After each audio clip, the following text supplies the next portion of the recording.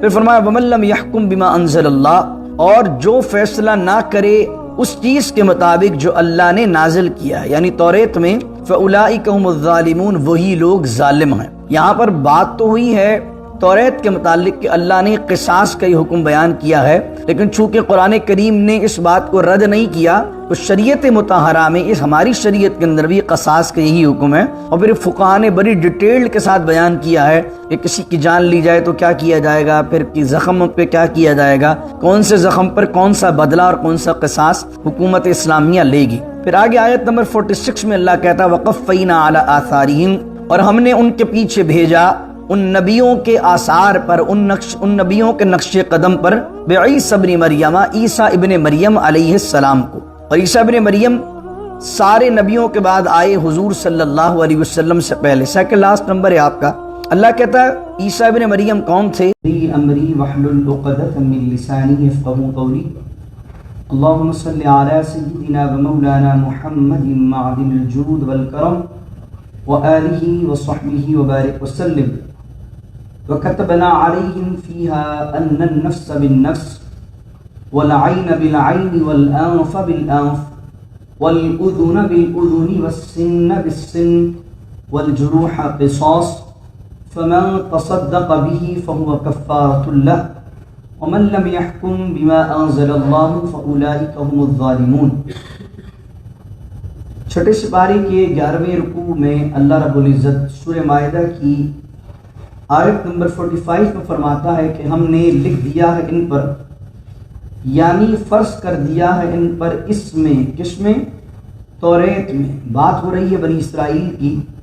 اللہ کہہ رہا ہے کہ ہم نے توریت میں ان پر یہ بات فرض کر دی ہے کہ بے شک ان النفس بالنفس، جان کے بدلے جان، والعین بالعین، آنکھ کے بدلے آنکھ، والانف بالانف، اور ناک کے بدلے ناک، والاذن بالاذن، اور کان کے بدلے کان، والسن بالسن، اور دانت کے بدلے دانت، والجروح قصاص، اور دیگر زخموں کے حوالے سے قصاص ہے۔ یعنی کہ توریت کے اندر بھی یہ بات لکھی ہوئی ہے کہ اگر کسی نے جان لی ہے تو اس کے قصاص میں اس کی جان لی جائے گی۔ اور جتنے بھی اعضاء کا بیان کیا گیا، آنکھ، کان، ناک، جو جس کو جس طرح تکلیف دے گا اس کو بھی قصاص میں اسی طرح تکلیف دی جائے گی۔ آیت کے نازل ہونے کا مقصد یہ ہے کہ مدینہ المنورہ میں 2 قبیلے رہتے تھے، ایک کا نام تھا بنو قریظہ اور ایک کا نام تھا بنو نذیر۔ یہ دونوں قبیلے مدینہ المنورہ کے اندر آباد تھے۔ ایک قبیلہ یہودیوں کا مال و دولت میں تھوڑا کم تھا، ایک قبیلہ مال و دولت میں زیادہ تھا۔ تو انہوں نے اپنی طرف سے یہ اصول بنا دیا تھا کہ جو غریب قبیلے کا آدمی اگر ہم نے بندہ مارا تو امیر قبیلے کا امیر آدمی نہیں مارا جائے گا بلکہ دیت دی جائے گی، اور اگر ہم نے کسی کی آنکھ پھوڑی ہوگی تو معمولی زخم دیا جائے گا امیر قبیلے والے کو، یعنی برابری کی چیز نہیں تھی۔ اللہ رب العزت نے فرمایا کہ ہم نے توریت میں سارے انسانوں کو برابر قرار دیا، انسان کوئی بھی ہو اگر تم نے اس کی جان لی ہے تو اس کے بدلے میں جان ہی لی جائے گی۔ قصاص میں اللہ تعالیٰ نے معاملہ برابر کر دیا۔ اور اب ایک جگہ فرمایا قرآن کریم میں سورہ بقرہ میں وَلَكُمْ فِي الْقِصَاصِ حَيَاةٌ يَا أُولِي الْأَلْبَابِ لَعَلَّكُمْ تَتَّقُونَ، اور اگر تم جانو تو قصاص میں زندگی ہے۔ قصاص میں کیا ہے؟ زندگی ہے۔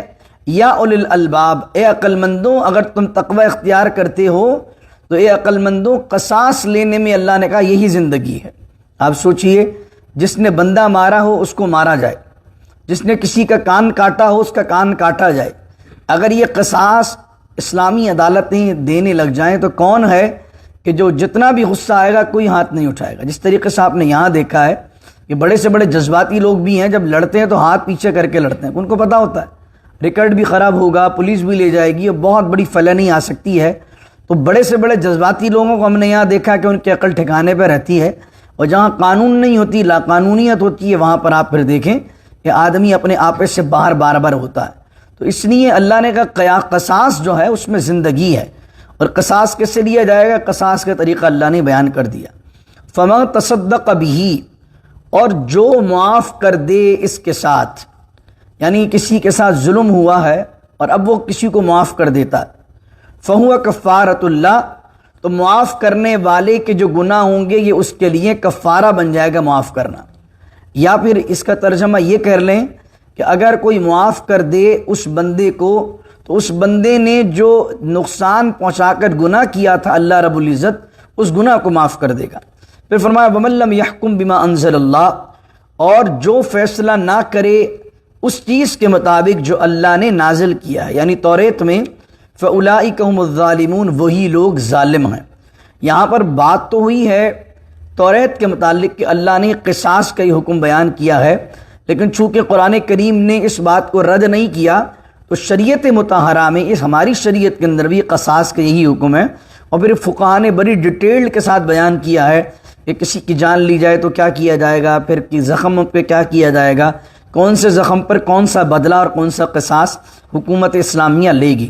پھر آگے آیت نمبر 46 میں اللہ کہتا ہے وَقَفَّيْنَا عَلَىٰ آثَارِهِمْ، اور ہم نے ان کے پیچھے بھیجا ان نبیوں کے آثار پر، ان نبیوں کے نقش قدم پر، بعیسی ابن مریم، عیسیٰ ابن مریم علیہ السلام کو۔ اور عیسیٰ ابن مریم سارے نبیوں کے بعد آئے حضور صلی اللہ علیہ وسلم سے پہلے، سیکنڈ لاسٹ نمبر ہے آپ کا۔ اللہ کہتا ہے عیسیٰ ابن مریم کون تھے؟ مصدقا لما بین یدیہ من التوراۃ، وہ توریت کی تصدیق کرنے والی تھی جو ان کے آنے سے پہلے موجود تھی۔ وآتیناہ الانجیل، اور اللہ نے حضرت عیسیٰ کو انجیل عطا فرمائی۔ اللہ کہتا فیہ ھدی و نور، اور اس انجیل میں ہدایت بھی ہے اور نور بھی ہے۔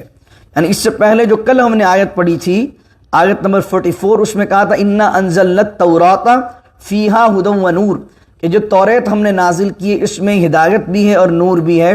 اور اس آیت میں انجیل کے لیے فرمایا کہ انجیل میں ہدایت بھی ہے اور نور بھی ہے، تو پتہ چلا یہ ساری کتابیں اللہ کی ہیں، اور اس میں ہدایت اللہ نے رکھی ہے،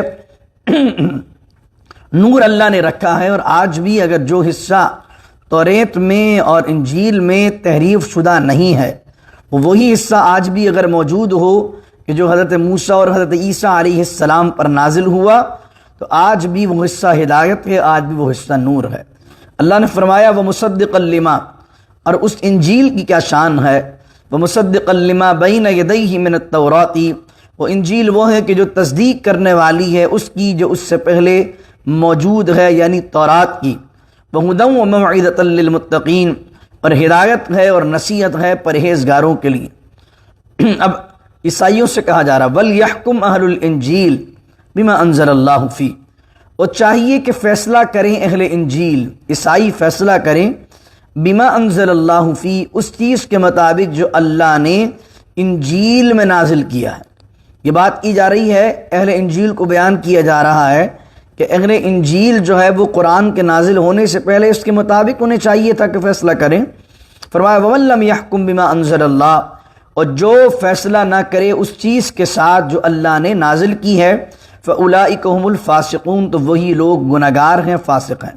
اس رکوع میں آپ دیکھیں کہ 3 مرتبہ یہ آیت آئی ہے، وَمَن لَّمْ يَحْكُم بِمَا أَنزَلَ اللَّهُ فَأُولَٰئِكَ هُمُ الْكَافِرُونَ۔ پہلے کہا کہ جو اللہ کے حکم کے مطابق، اللہ کے نازل کردہ کے مطابق فیصلہ نہیں کرتے وہ کافر ہیں۔ پھر کہا کہ جو اللہ کے حکم کے مطابق فیصلہ نہیں کرتے وہ ظالم ہیں۔ اب یہاں فرمایا جو اللہ کے نازل کردہ کلام کے مطابق فیصلہ نہیں کرتے وہ گنہگار ہیں۔ اس سے مراد کیا ہے؟ پھر آپ اگلی آیت سمجھیے، 48 کے اندر اللہ کہتا ہے وَأَنزَلْنَا إِلَيْكَ الْكِتَابَ بِالْحَقِّ، اور اے حبیب ہم نے آپ کی طرف کتاب کو نازل کیا حق کے ساتھ۔ پہلے بات کی توریت کی، پھر بات کی انجیل کی، اور اب کیا بات کی جا رہی ہے؟ قرآن کی۔ اور یہاں پر قرآن کا لفظ استعمال نہیں کیا گیا بلکہ کہا گیا وَأَنزَلْنَا إِلَيْكَ الْكِتَابَ، اور اے حبیب ہم نے آپ کی طرف جو ہے وہ کتاب نازل کی حق کے ساتھ۔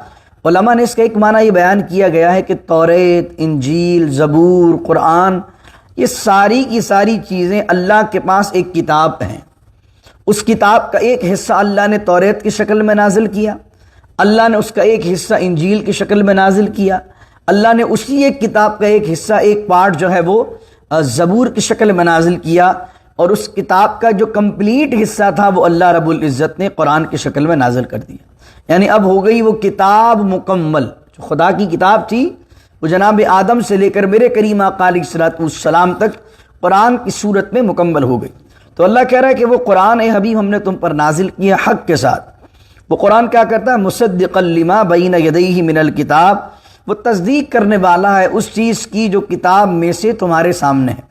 یعنی توریت کی بھی تصدیق کرتا ہے، انجیل کی بھی تصدیق کرتا ہے۔ اور یہاں بار بار یہ مصدق لما کیوں آتا ہے؟ اللہ یہ بتانا چاہتا ہے کہ اگر لیڈرز دو الگ پارٹیوں کے ہوتے ہیں تو وہ الگ حکومت قائم کرتے ہیں، وہ پچھلی حکومت کا رد کرتے ہیں، وہ پچھلی کتابوں کا رد کرتے ہیں، پچھلے کانسٹیٹیوشن کا رد کرتے ہیں، لیکن جو ایک ہی لیڈر کے فالوورز ہوتے ہیں وہ آپس میں ایک دوسرے سے اختلاف نہیں کرتے، بلکہ ایک دوسرے کی عزت و تکریم بھی کرتے ہیں اور اس کو انڈورس بھی کرتے ہیں۔ تو اللہ کے سارے نبی کیونکہ اللہ کے ہیں، ایسا نہیں ہے کہ موسیٰ علیہ السلام کو معاذ اللہ کسی اور خدا نے بھیجا تھا اور عیسیٰ علیہ السلام کو کسی اور خدا نے بھیجا تھا۔ توریت کسی اور خدا کی کتاب ہے اور انجیل کسی اور خدا کی کتاب ہے۔ یہ سارے نبی ایک دوسرے کی تصدیق کرتے ہیں، یہ ساری کتابیں ایک دوسرے کی تصدیق کرتی ہیں، جو یہ بات بتاتی ہیں کہ اس کائنات کا چلانے والا ایک ہے، اس کی کتاب ایک ہے، اور اسی کے پاس سے آنے والے سب انبیاء اسی کی دعوت کو آگے پہنچانے والے۔ تو اللہ نے کہا مصدقا لما بین یدیہ من الکتاب، اور قرآن وہ کتاب حبیب جو ہم نے آپ پر نازل کی ہے وہ تصدیق کرنے والی ہے دوسری کتابوں کی جو آپ کے سامنے ہے۔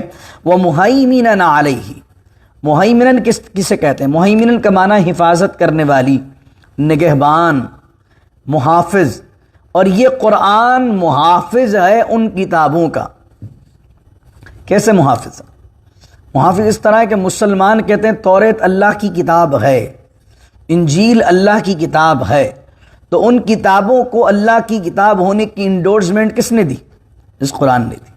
مسلمان مانتے ہیں۔ پھر اس کے بعد وہ محافظ ہے، یعنی اس کتاب کے اندر آج بھی جو چیزیں اصل موجود ہیں قرآن اس کی تصدیق کرتا ہے۔ میں کئی واقعات آپ کے سامنے بیان کر چکا ہوں کہ قرآن کریم نے بیان کیا کہ توریت کے اندر یہ چیز موجود ہے اور واقعی توریت میں موجود ہے۔ یہ جو ہم نے قصاص کی آیت پڑھی آج بھی بائبل کے اندر موجود ہے۔ تو قرآن کریم تصدیق کرتا ہے ان چیزوں کی جو توریت میں اور انجیل میں آج بھی اپنی اصل حالت میں موجود ہیں، اور جو چیز قرآن سے نہیں ٹکراتی ہم سمجھتے ہیں آج بھی وہ قرآن میں، اگر وہ قرآن و سنت سے نہیں ٹکرا رہی تو آج بھی وہ سچی ہے توریت انجیل میں، اور جو چیز قرآن و حدیث سے ٹکرا رہی ہے، اسلام سے ٹکرا رہی ہے، تو سمجھ لیجئے وہ چیز اضافہ کی ہوئی ہے، وہ چیز اللہ کی نازل کردہ نہیں ہے۔ اس لحاظ سے قرآن جو ہے وہ ان آیتوں کی، ان کلام کی اس طریقے سے ان کے اصول کی، ان کے احکامات کی حفاظت کرنے والا ہے۔ تو اب حضور علیہ السلام سے فرمایا جا رہا ہے اے حبیب فاحکم بینہم، آپ فیصلہ کیجئے ان کے درمیان۔ آپ کے پاس عیسائی آئیں، آپ کے پاس یہودی آئیں، آپ کے پاس مسلمان آئیں، فاحکم بینہم، آپ فیصلہ کیجئے ان کے درمیان، بما انزل اللہ، اس چیز کے ساتھ جو اللہ نے نازل کیا ہے، یعنی قرآن کے ساتھ فیصلہ کریں۔ اور توریت انجیل کے اندر جو احکامات بیان کیے گئے اللہ نے آپ کو سب معلوم ہے، آپ اللہ کی کتاب کے مطابق فیصلہ کریں۔ وَلَا تَتَّبِعْ أَهْوَاءَهُمْ، اور آپ اتباع نہ کریں ان کی خواہشات کا، اما جاءک من الحق، اس حال میں کہ حق سے جدا ہو کر وہ آپ سے فیصلہ کروائیں۔ انما، اصل میں انما ہے، اما جاءک، اور جو آپ کے پاس آیا ہے حق میں سے اس کے خلاف وہ آپ سے فیصلہ کروائیں، ان کی خواہشات کی اتباع نہ کریں۔ مراد کیا ہے کہ توریت یہودی آتے ہیں اپنے مرضی کی بات پوچھنا آپ سے، اور عیسائی آتے ہیں اپنی مرضی کی بات پوچھنا آپ سے، تو آپ ان کی مرضی کے مطابق جو وہ چاہ رہے ہیں وہ فیصلہ نہ کریں، فیصلہ وہ کریں جو اللہ نے اپنی کتاب میں نازل کیا ہے۔ تو اس کے ساتھ ساتھ یہ علماء دین کو، مفتیان دین کے لیے بھی آیت ہے کہ مفتیان دین کو، علماء دین کو لوگوں کے مطابق مسئلہ بیان نہیں کرنا چاہیے، بلکہ مسئلہ وہ بیان کرنا چاہیے جو قرآن و حدیث میں واقع ہوا۔ اللہ رب العزت نے فرمایا لِكُلٍّ جَعَلْنَا مِنْكُمْ شِرْعَةً وَمِنْهَاجًا، اور ہم نے بنایا ہے تم میں سے ہر قوم کے لیے ایک شریعت اور ایک منہاج۔ شریعت کا معنی کیا ہوتا ہے؟ ایک طریقہ کار۔ منہاج کا معنی ہوتا ہے راستہ۔ اللہ کہتا ہے ہم نے ہر قوم کے لیے، ہر ایک کے لیے ایک شریعت الگ سے بنائی ہے اور ایک منہاج، راستہ بنایا ہے۔ شریعت سے مراد کیا ہے؟ میں نے کہا اسلام تو سارے نبیوں کا ایک ہے، جناب آدم سے لے کر اور ہمارے پیارے آقا صلی اللہ علیہ وسلم تک کون سے دین کی انبیاء تبلیغ کرتے رہے؟ وہ اسلام کی کرتے رہے، لیکن شریعتیں مختلف رہیں۔ کسی نبی کی شریعت میں کوئی چیز حلال تھی اور کسی کی نبی کی شریعت میں کوئی چیز حرام تھی۔ تو شریعت میں رد و بدل رہا ہے، اس کی وجہ یہ کہ اللہ رب العزت نے انسان کی جو ترقی ہے، جو اس کا ارتقاء ہے، اللہ رب العزت نے ہر زمانے کے حوالے سے ہر زمانے کے مطابق احکام بھیجے کہ جن احکام پر اس وقت کے لوگ آسانی کے ساتھ عمل کر سکتے تھے۔ جیسے جیسے دور بدلتا رہا اللہ نے احکامات کو چینج کرتے رہا، لیکن اعتقادات جو عقیدہ تھا وہ ایک ہی رہا۔ احکامات جو چینج ہوئے ہیں عمل کے اندر، لیکن عقیدہ کبھی بھی چینج نہیں ہوا۔ آدم سے لے کر ہمارے آقا صلی اللہ علیہ وسلم تک دعوت کیا رہی؟ اللہ کے سوا کوئی معبود نہیں، قیامت آئے گی، عمل کا حساب دینا ہے، جنت ہے، دوزخ ہے، یہ تمام چیزیں نبیوں کی برابر رہیں، احکامات میں چینجنگ ہوتی رہی۔ اور منہاج کسے کہتے ہیں؟ بڑی اچھی بات کی علماء نے، منہاج کے معنی راستہ، یعنی طریقہ کار دعوت دین کا الگ الگ رہا۔ موسیٰ علیہ السلام جس قوم کی طرف بھیجے گئے وہ سارے مسلمان تھے، لیکن کیا تھے؟ غریب لوگ تھے، مظلوم لوگ تھے، فرعون کی چکی میں پس رہے تھے۔ تو موسیٰ علیہ السلام کو اللہ نے ایسی قوم کی طرف بھیجا جو پہلے سے مسلمان تھی، لیکن فرعون کے ظلم و ستم سے تنگ آئی ہوئی تھی، اور دین کے حوالے سے بھی ان میں بڑی کمزوریاں پیدا ہو گئی تھیں۔ تو اللہ رب العزت نے موسیٰ علیہ السلام کو بھیجا کہ فرعون سے ان کو نجات دلائیں، اور جو دین کی کمزوریاں ان میں پیدا ہو گئی ہیں وہ کمزوریوں کو دور کریں، اور دور کر کے اس قوم کو جو مسلمانوں کی قوم ہے وہ تمام عالم پر اس کو غلبہ دلوائیں۔ اس کے بعد جناب حضرت عیسیٰ علیہ السلام کو بھیجا گیا۔ عیسیٰ علیہ السلام ایک ایسی قوم کی طرف آئے جو آلریڈی بنی اسرائیل تھی، موسیٰ علیہ السلام کی قوم تھی، اور انہوں نے حضرت موسیٰ کی شریعت کو بدل دیا تھا، توریت کو بدل دیا تھا۔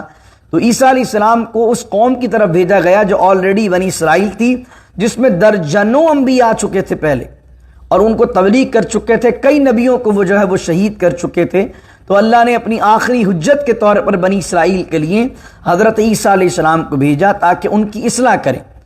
اور اب منہاج نبوت دیکھیے، منہاج نبوی دیکھیے۔ منہاج نبوی یعنی حضور صلی اللہ علیہ وسلم کا جو راستہ ہے، میرے آقا کریم کی جو دعوت کے طریقہ کار ہے، اللہ نے حضور کو کس قوم میں بھیجا؟ اللہ نے نبی کریم صلی اللہ علیہ وسلم کو اس قوم میں بھیجا جو سرے سے آخرت کا انکار کرتے تھے، مشرکین، جو سرے سے خدا کا انکار کرتے تھے، جو سرے سے نبیوں کے تصور کو جانتے ہی نہیں تھے، جو فرشتوں کو اللہ کی بیٹیاں قرار دیتے تھے، بت پرست تھے۔ اللہ نے ایسی جاہل قوم کے پاس نبی کریم صلی اللہ علیہ وسلم کو تعلیم دینے کے لیے بھیجا، اور حضور جان عالم صلی اللہ علیہ وسلم سوائے حضرت ابراہیم علیہ السلام کے وہ کسی اور نبی کو جانتے ہی نہیں تھے۔ مشرکین مکہ تھے، ان کو ایک نبی کا نام معلوم تھا، اور وہ کون تھے؟ ابراہیم علیہ السلام۔ اور ابراہیم علیہ السلام کو بھی بہت سے لوگ نبی کی حیثیت سے نہیں جانتے تھے، اس حیثیت سے جانتے تھے کہ وہ ہمارے جد امجد ہیں، ہمارے آبا و اجداد میں ہیں، کیونکہ وہ جو مشرکین مکہ تھے ان میں سے بہت سے قبیلے ایسے تھے جو حضرت ابراہیم علیہ السلام کی اولاد میں سے تھے، تو اس لیے وہ جانتے تھے۔ تو اللہ نے ایسی قوم کی طرف نبی کریم صلی اللہ علیہ وآلہ وسلم کو بھیجا، اور حضور صلی اللہ علیہ وسلم نے اس امی قوم میں، اس ایسی قوم میں جو ہر چیز سے نابلد تھی، حضور نے اللہ کے دین کی حفاظت کے لیے ایک بہترین صحابہ کی جماعت کو تیار کیا۔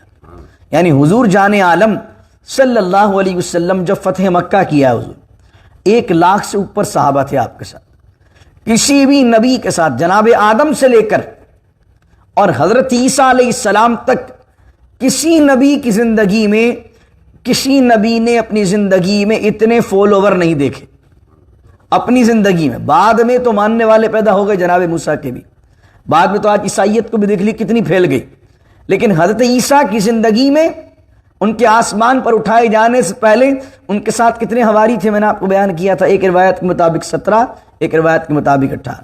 اس کے علاوہ آپ دیکھ لیجئے فرما برداروں کی کتنی بڑی جماعت تھی حضرت موسیٰ علیہ السلام کے ساتھ، چند 12 قبیلے تھے، ان 12 قبیلوں کے اندر بھی اکثر نافرمان تھے، اور جب انہیں کہا جاتا تھا جبارین سے جہاد کرو تو وہ کیا کہتے تھے؟ فَذْهَبْ أَنْتَ وَرَبُّكَ فَقَاتِلَا إِنَّا هَاهُنَا قَاعِدُونَ، آپ جائیے، آپ کا رب جائے، جا کر لڑے۔ اور یہاں 1,00,000 صحابہ سے اوپر کی جماعت جو ہے وہ حجۃ الوداع کے موقع پر موجود ہے، اور حضور صلی اللہ علیہ وسلم سے اتنی محبت کرنے والی ہے کہ حدیبیہ کے مقام پر نبی کریم علیہ السلام ہزاروں صحابہ کے مجمع کو لے کر آئے، تو حضور علیہ السلام اگر وضو کرتے تھے تو صحابہ وضو کا پانی زمین پر آنے نہیں دیتے تھے۔ تو اللہ نے اپنے حبیب صلی اللہ علیہ وسلم کو وہ کمال عطا فرمایا کہ آپ نے قوم کی ایسی تربیت کی کہ اپنی ظاہری حیات طیبہ نے آپ نے ایک بہت بڑی جماعت مسلمانوں کی تیار کر دی. تو فرمایا لِكُلٍّ جَعَلْنَا مِنْكُمْ شِرْعَةً وَمِنْهَاجًا. ایک مجھے اس زمانے بات یاد آئی، ایک شخص نے کتاب لکھی، اس کتاب کا عنوان تھا دنیا کی 100 بیسٹ پرسنالٹیز. اس کے پر کتاب لکھی تھی، انقلابی لیڈرز جو ریولوشن لائے دنیا میں، ان پر کتاب لکھی. تو گورا تھا، وہ انگریز تھا، اور اس نے سب سے پہلے جس ہستی کا نام لکھا وہ تھی حضرت محمد مصطفیٰ احمد مجتبیٰ صلی اللہ تعالی علیہ وسلم. تو کرسچنز نے ہی اعتراض کیا اس پر. انہوں نے کہا اتنی بڑی بڑی شخصیات ہیں، لیکن پہلے نمبر پر نبی کریم صلی اللہ علیہ وسلم کو ذکر کرنے کی کیا وجہ ہے؟ اس نے بہت سارے لوگوں کو ذکر کیا، نیلسن منڈیلا کو بھی ذکر کیا، بہت سارے لوگوں کو ذکر کیا. تو اس نے پھر اس کے بعد اس کا جواب دیا کہ پہلے نمبر پہ رسول اللہ کو کیوں رکھا صلی اللہ علیہ وسلم. اس نے کہا گاندھی ہے، نیلسن منڈیلا ہے، دیگر جو لوگ ہیں، یہ اس قوم کے لیڈر بنے جو بدلنا چاہتی تھی. وہ جو انقلاب چاہتی تھی وہ آلریڈی ذہنی طور پر پریپیئر تھے انقلاب کے لیے، ریولوشن کے لیے. ان کے پاس بس لیڈر کی کمی تھی. لیکن نبی کریم صلی اللہ علیہ وسلم اس قوم میں آئے جو اپنی جہالت پر فخر کرتی تھی اور بدلنا نہیں چاہتی تھی. جو لوگ ذہنی طور پر بدلنا نہ چاہتے ہوں، جنہیں اپنی جہالت کی روایت پر فخر ہو، اس قوم میں مبعوث ہو کر اس کے ذہن کو مکمل بدل دینا اور دین کی دعوت پر لگا دینا، خدا کی راہ میں لگا دینا. فرمایا سب سے بڑا انقلاب یہ ہے، سب سے بڑا انقلاب یہ نہیں کہ لوگ پہلے سے چاہتے ہوں اور صرف ایک آدمی ان کو لیڈ کر لے، وہ بھی انقلاب ہوتا ہے لیکن وہ تو بڑی آسان بات ہے. انقلاب تو وہ ہے کہ آدمی ایک قوم کے مکمل ذہن کو تبدیل کر کے ان کو ایک الگ راستے پر لگا دے، جو کہ صرف محمد مصطفیٰ احمد مجتبیٰ صلی اللہ علیہ وسلم نے کیا. 2 آیتیں ہیں، انشاءاللہ پھر رکوع مکمل ہوتا ہے اور آج کا درس اختتام کرتے ہیں. وَلَوْ شَاءَ اللَّهُ لَجَعَلَكُمْ أُمَّةً وَاحِدَةً. اور اللہ کہتا کہ اور اگر اللہ چاہتا تو بنا دیتا تمہارے لیے ایک امت واحدہ. اللہ چاہتا تو تمہارے لیے ایک شریعت رکھ دیتا، آدم سے لے کر اور نبی کریم صلی اللہ علیہ وسلم تک سب کے لیے ایک شریعت ہوتی اور سب کو ایک امت واحد بنا دیتا، ایک نبی بھیج دیتا. لیکن اللہ کیا کہہ رہا؟ وَلَٰكِن لِيَبْلُوَكُمْ فِي مَا آتَاكُمْ. لیکن اللہ تمہیں آزمانا چاہتا ہے اس چیز میں جو اس نے تمہیں دی ہے، کہ تم اپنے من کی بات کو قبول کرتے ہو یا خدا کی بات کو قبول کرتے ہو. اب جیسے بنی اسرائیل پر کیا بات گرا تھی؟ یہی بات گرا تھی نا کہ ہم تو پہلے سے یہ کرتے ہوئے آ رہے ہیں، قرآن کہہ رہا یہ نہ کرو. مشرکین شراب پیتے تھے، قرآن نے کہا شراب نہ پیو. تو جو ٹریڈیشن پہلے سے چلا آ رہا ہے اس کو ختم کر کے اس بات کا اقرار کرنا کہ جو رب نے کہا ہے وہ ماننا. جسے قرآن کریم میں زید بن حارثہ ہیں رضی اللہ عنہ، 22 سپارے میں ان کا ذکر آتا ہے. زید بن حارثہ کا پہلا نکاح ہوا جناب سیدہ زینب بنت جہش سے. زینب بنت جہش سے ان کا نکاح ہوا، آپس میں ان کی بنتی نہیں تھی. جب ان کے درمیان موافقت قائم نہیں ہوئی تو زید بن حارثہ نے طلاق دے دی حضرت زینب کو. اب جب جناب سیدہ زینب کو طلاق ہو گئی تو اب اللہ نے حکم فرمایا 22 سپارے میں کہ اے رسول صلی اللہ علیہ وسلم، اے میرے پیارے نبی، آپ زینب سے نکاح کیجیے. اب کیوں کہا اللہ نے؟ اس لیے کہا کہ زید بن حارثہ آپ کو معلوم ہے بچپن میں ایک میلے میں گم گئے تھے اور بکتے بکتے مکے آئے تو حضور کی بارگاہ میں آ گئے. بکتے بکتے رسول کریم علیہ السلام نے بچپن سے انہیں پالا تھا اور حضور علیہ السلام کی بارگاہ میں بچپن سے پلے تھے.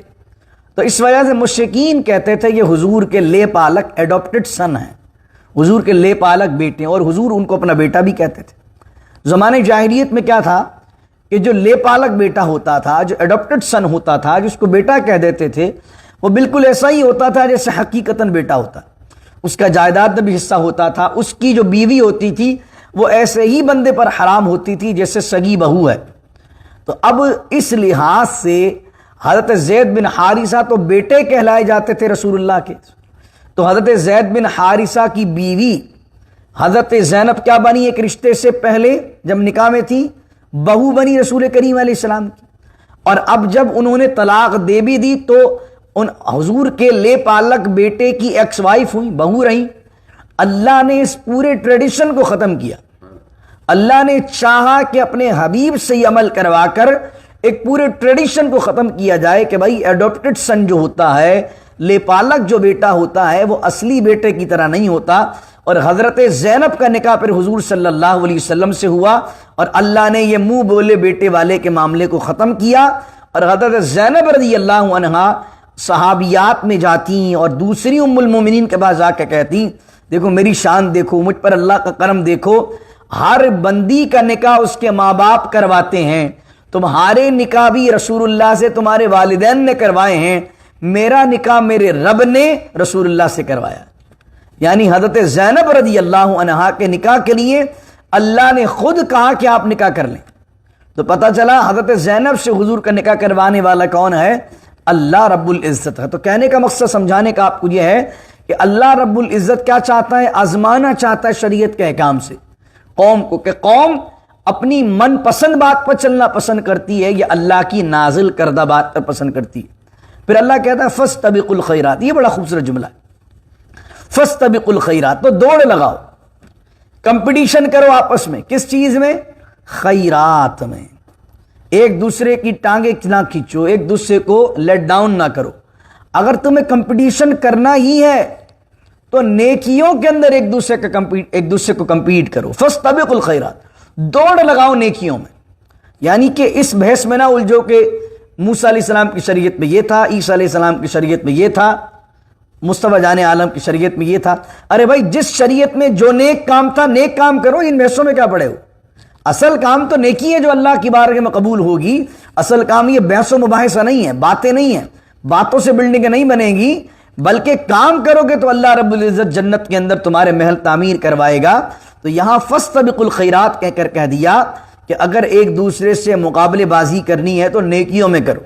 کہ اس نے 2 حج کیے ہیں میں 4 کروں گا, اس نے 1 مسجد بنوائی ہے میں 4 مسجد بناؤں گا, اس نے 4 غریبوں کے گھر کا راشن باندھا ہے میں 6 غریبوں کے گھر کا راشن باندھوں گا, اس نے کل رات تہجد پڑھی ہے میں پورے ہفتے تہجد پڑھوں گا, اس نے سنت موقدہ نہیں چھوڑی ہے میں سنت غیر موقدہ بھی نہیں چھوڑوں گا. ہر چیز میں مسلمانوں سے جو لگانا ہے. تم روزانہ کتنا قرآن پڑھتے ہو؟ 2 رکوع, میں 4 رکوع پڑھوں گا. اس بات کے اندر آپ جو ہے لوگوں سے کمپیٹ کریں نیکیوں میں جو اللہ نے فرمایا. فرمایا الی اللہ مرجعکم, اور اللہ ہی کی طرف تم سب کو جمع ہونا ہے. فینبئکم, تو اللہ تمہیں بتا دے گا اس چیز کے بارے میں جس میں تم اختلاف کر رہے ہو. اللہ بتا دے گا. یہ جو بحث و مباحثے میں لگے ہو اللہ تمہیں بتائے گا, تم سب لوگ وہیں جمع ہونے ہو, حق کیا ہے باطل کیا ہے. پھر دوبارہ ریپیٹ ہوتا حضور علیہ السلام کے لیے تاکیدن وَأَنِحْكُمْ بَيْنَهُمْ, ارے میرے محبوب فیصلہ کیجئے ان کے درمیان, بما انزل اللہ, اس چیز کے ساتھ جو اللہ نے نازل کیا ہے آپ پر, وَلَا تَتَّبِعْ أَهْوَاءَهُمْ, اور ان کی خواہشات کی پیروی نہ کیجئے, وَاحْذَرْهُمْ, اور ان سے بچیے, أَن يَفْتِنُوكَ عَن بَعْدِي, کہ یہ آپ کو فتنے میں ڈال دیں اس چیز کے بعد سے جو اللہ نے آپ کی طرف نازل کیا. آپ کے طرف جو اللہ نے قرآن نازل کیا ہے ایک حصے سے آپ کو فتنے میں نہ ڈال دیں, پسلا نہ دیں, آپ ان کی خواہشات کی پیروی نہ کریں. یعنی آپ کی بارگاہ میں آ کر یا آپ کے ریکویسٹ کرتے ہیں حضور میرے لیے یہ حکم آ جائے, میرے لیے یہ حکم آ جائے. آپ کو فیصلہ وہ کرنا ہے جو رب نے نازل کیا ہے. فَإِن تَوَلَّوْا, اب یہ آیت بھی بڑی سخت آیت ہے.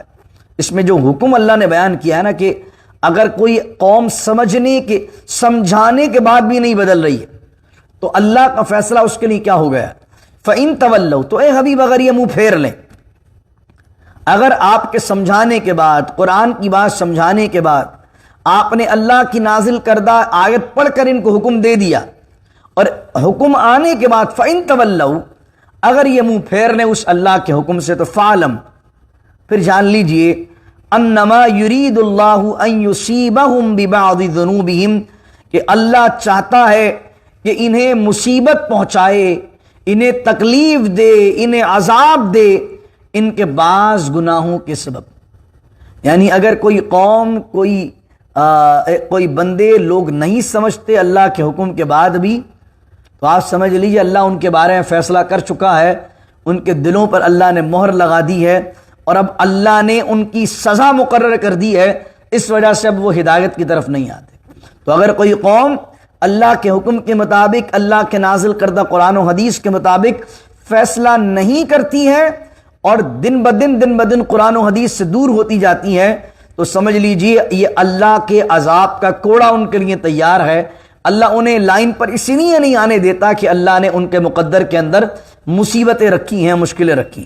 پھر فرمایا وَإِنَّ كَثِيرًا مِّنَ النَّاسِ، اور لوگوں میں سے بہت سارے ہیں یہ لوگ لفاسقون، گناہگار ہیں، فاسق ہیں۔ پھر کہا آخری آیت میں اس رکوع کی آیت نمبر 50 آیتیں اس آیت کے ساتھ سورہ مائدہ کی مکمل ہوتی ہیں۔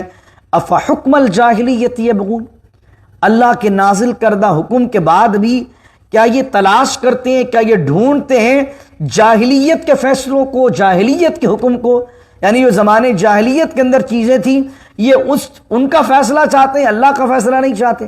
یعنی ایک اللہ نے وراثت کے احکام بیان کی، بیوی کو اتنا ملے گا، بیٹی کو اتنا ملے گا، اب قرآن تو کہہ رہا ہے یہ حصے بٹیں گے اور تم کہو کہ نہیں میں قرآن کو نہیں مانتا، استغفر اللہ، مجھے تو اس طرح حصہ چاہیے، تو تم خدا کے فیصلوں کے آگے جاہلیت کے فیصلوں کو رکھتے ہو۔ سنو وَمَن أَحْسَنُ مِنَ اللَّهِ حُكْمًا لِقَوْمٍ يُوقِنُونَ، اور یقین کرنے والی قوم کے لیے اللہ کے فیصلے سے بہتر اور خوبصورت کس کا فیصلہ ہے؟ یقین کرنے والے جو ہیں، جن کو ایمان کامل ہے، جو خدا کی رضا پر راضی ہیں کہ میرے رب نے اگر قرآن میں یہ حکم دیا ہے تو اسی میں میرے لیے بہتری ہوگی۔ فرمایا یقین کرنے والی قوم کے لیے اللہ کے حکم سے بہتر کون سا حکم ہے۔ الحمدللہ اس کے ساتھ ہمارے 12 رکوع اللہ کا فضل ہے مکمل ہو جاتے ہیں، اور پھر کل رکوع ہو جائے گا تو پھر 3 کوارٹر الحمدللہ ہمارے 6 سپارے کے مکمل ہو جائیں گے۔ اللہ رب العزت سے دعا کیجیے اللہ رب العزت اس درس میں ہمیں خیر و عافیت کے ساتھ، اخلاص کے ساتھ پورا قرآن مکمل کرنا نصیب فرمائے۔ بسم اللہ الرحمن الرحیم، الحمدللہ رب العالمین والصلاة والسلام علی اشرف الانبیاء والمرسلین، ربنا اتمم لنا نورنا واغفر لنا انک علی کل شیء قدیر، رب اجعلنی مقیم الصلاة ومن ذریتی ربنا وتقبل دعاء، ربنا اغفر لی ولوالدی وللمؤمنین یوم یقوم الحساب، ان اللہ ملائکتہ یصلون علی النبی یا ایہا الذین آمنوا صلوا علیہ وسلموا تسلیما، اللہم صل علی سیدنا ومولانا محمد معدن الجود والکرم وآلہ وصحبہ وبارک وسلم، سبحان ربک رب العزت عما یصفون، والسلام علی المرسلین، والحمد للہ رب العالمین، لا الہ الا اللہ محمد رسول اللہ۔